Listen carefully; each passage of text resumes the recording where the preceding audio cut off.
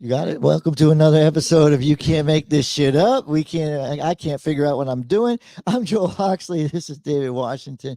We host this J.M. Washington Network production because you can't make this shit up. David, take it away. All right, here we go, Joel. A Florida school's request for permission slips to let students hear a reading from a Black author sparks controversy. The move aligns with Florida's 2021 Parents' Bill of Rights, causing confusion and backlash.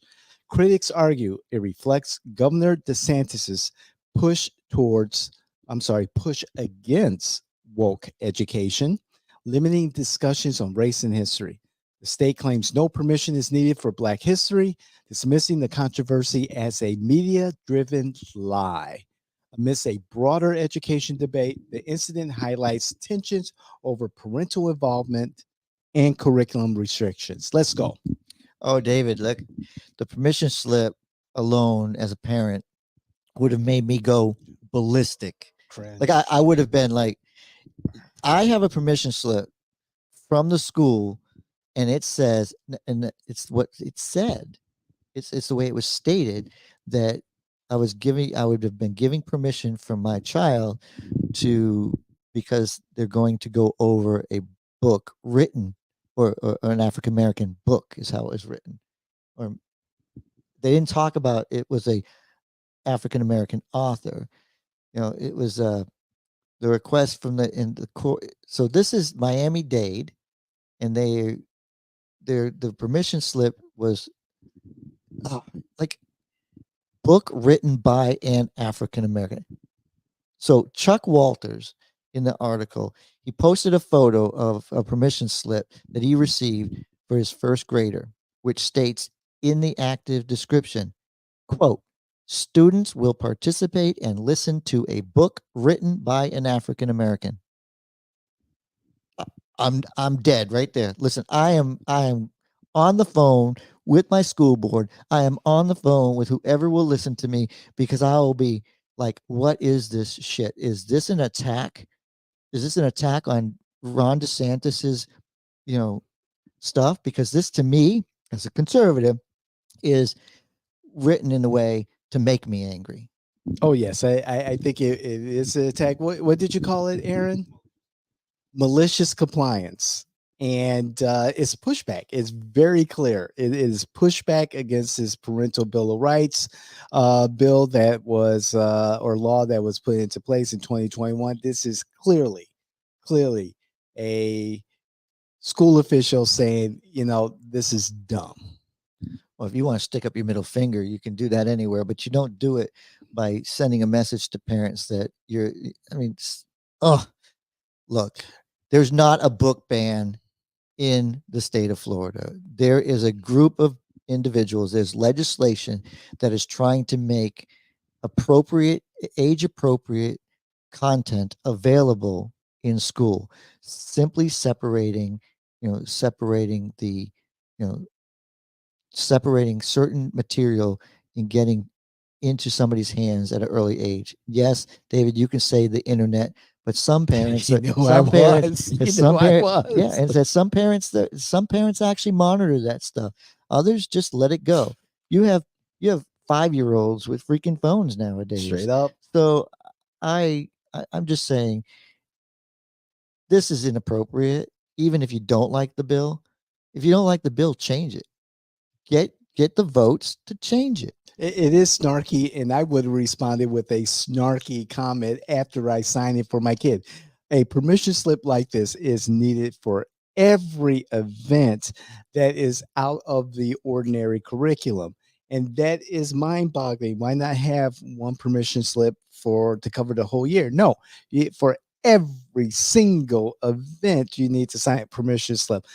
You and I growing up, I just remember most times my parents receiving a permission slip for an activity off of the campus, away from school. Yes, any activity that may cause harm. If insurance might be needed, like you're going to travel in a bus, you'll need a permission slip. If you're going to have an event that's at the gymnasium that might have might impact you. So certain things that and then sex education came into play when I became a parent. I mean, when it was introduced to us in school at first, it was no permission slip, but then eventually there was a, hey, when do you want, or do you want the school, having that conversation.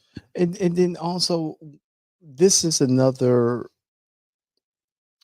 step in governmental overreach, the government being the parent now. And when government becomes a parent or becomes the provider, whether it's welfare or affirmative action or so forth, it's on, and now they're the parent. And it's taking away the responsibility of the parent to be engaged in their child's education, to be involved in the PTA meetings, to be involved in the extracurricular activities. It's just taking away that responsibility. Here, you sign this permission slip, it's okay. I want my kids to have a wide variety of information made available to them. And it's incumbent upon me and their mother to determine, mostly their mother, because they're with her, to determine if that information is appropriate. They're old enough to have their own phones. Well, two are college age, and the other is in junior high. But he has access to the internet, and he likes to read. Um, However, there's always the internet. It's not like we're living, in the Little House on the Prairie days. There's so much information out there, and again, we're taking away ultimately the responsibility of the parents to be parents. Students will participate and listen to a book written by an African American. My response would have been, as long as he's African American and he's not an Anglo-Saxon American. I don't know how do you respond to something like that. It's like, I mean, would it be as long as it's not David Duke? I mean, come on. Would it be a book by Elon Musk? Maybe Oh no, is he no, you American? can't. No, if it's if it's about Steve Jobs, no. Okay, if I no. Oh wait, I just don't want a book if it's about Biden, but I want one about I want one about Clinton, because I mean I have more respect for Clinton than I do on Biden. I mean, I'd be writing a book back to this people. But this is where we're at now. It's so petty, and these laws are so petty. It's not doing anything to change my kitchen table issues. And this Bill of Rights is again is government overreach, in my opinion. And if we're going to protect our kids from harmful material, get involved in your kids' lives. All I say is, again, this is the kind of stuff that we talk about. If you don't like to live in the state of Florida, you don't want your kids to, be educated in a state that wants, your kids not to be inundated with um, inappropriate material. Um, that's what state rights are for. So, or that's what that's what the ballot box is for. So it's up to you which way you stand. But Republicans outnumber Democrats here in the state of Florida, all because Ron DeSantis has been the governor. So I agree with Mark Robinson from North Carolina, Lieutenant Governor, when he says you want good neighbors, and you know you want good neighbors, so you want to make sure you have people that agree with you. So Well, DeSantis gets a lot of credit for he gets a lot of credit for this stuff, and the only way, and I'm not saying vote Democrat, but I'm saying the only way is, if this is not an issue that you want, you find somebody who's running against your Republican that is against it. But that's the only way you do good business, is by the ballot box. You can still have a good neighbor if they don't if they disagree with you. I mean, I think As long the as it's not New York. As I'm from Massachusetts, and we would have loved to have sent New York into the sea. So, good Lord. I think the lieutenant governor was a little bit melodramatic in that statement, but I want my community, my my children, my sons, to have the ability to hear and see a wide range of perspectives, that are appropriate for their age. Again, I have two sons, two adult sons, one 19, the other 24, and then a junior high um, student. And so what's appropriate for the 19 and 24-year-old may not be appropriate for the junior high. However, allow their parents, my son's parents, to make those decisions of what they read or not read.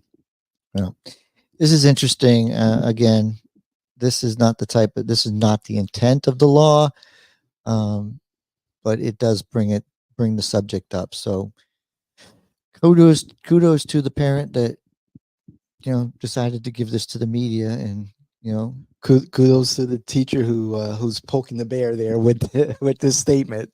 Hey, started a conversation. That's what we need more of. Well, like, share, comment. We are your political innovators. We are doing things differently than anybody else. We're trying to make sure that politics is done the right way, the right people in the right place at the right time. Thank you, Joel.